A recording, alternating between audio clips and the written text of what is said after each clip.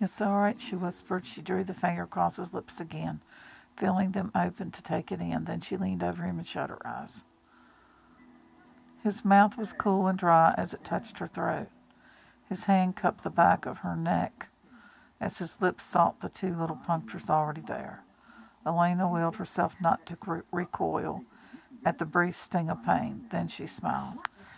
Before she had felt his agonizing need, his driving hunger.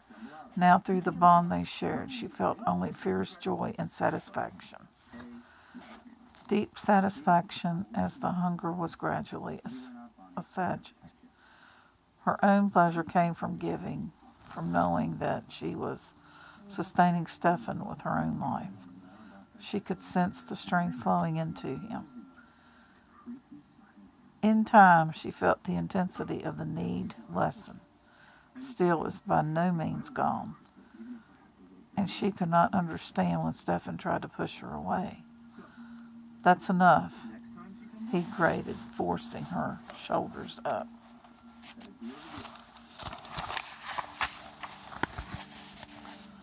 Elena opened her eyes, dreamy pleasure broken. His own eyes were green as a mandrake leaves, and in his face she saw the fierce hunger of the predator. It isn't enough, you're still weak.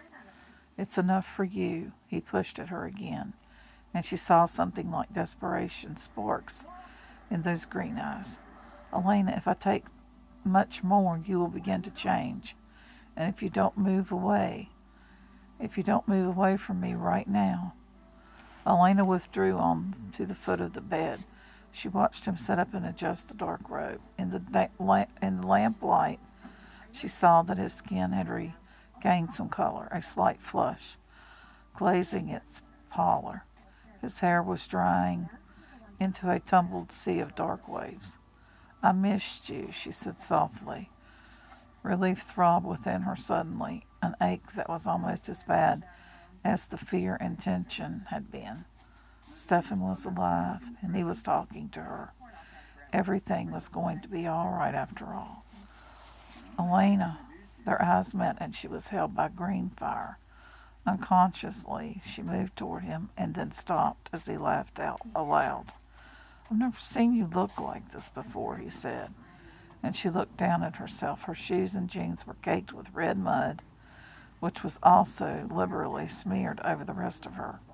Her jacket was torn and leaking its down stuffing. She had no doubt that her face was smudged and dirty, and she knew her hair was tangled and straggly. Elena Gilbert, immaculate fashion plate of Robert E. Lee, was a mess. I like it, Stefan said, and this time she laughed with him. They were still laughing as the door opened. Elena stiffened alertly, twitching in her turtleneck, glancing around the room for evidence that might betray them. Stefan sat up straighter and licked his lips. He's better, Bonnie caroled out as she stepped into the room and saw Stefan. Matt and Meredith were right behind her, and their faces lit with surprise and pleasure. The fourth person who came in was only a little older than Bonnie, but she had an air of brisk authority that belied her youth. Mary McCullough went straight over to her patient and reached for his pulse. So you're the one afraid of doctors, she said. Stefan looked disconcerted. For a moment then, he recovered.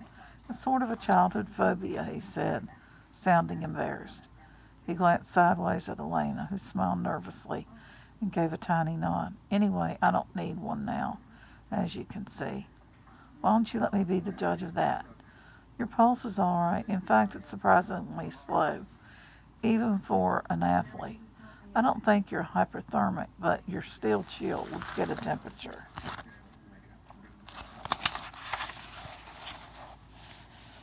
No, I really don't think that's necessary. Stefan's voice was low, calming. Elena had heard him use that voice before, and she knew what he was trying to do, but Mary took not the slightest notice. Open up, please. Here, I'll do it, said Elena quickly, reaching to take the thermometer from Mary. Somehow, as she did so, the little glass tube slipped out of her hand. It fell to the hardened floor and smashed into several pieces. Oh, I'm sorry. Doesn't matter, Stephen said. I'm feeling much better than I was, and I'm getting warmer all the time. And I'll continue.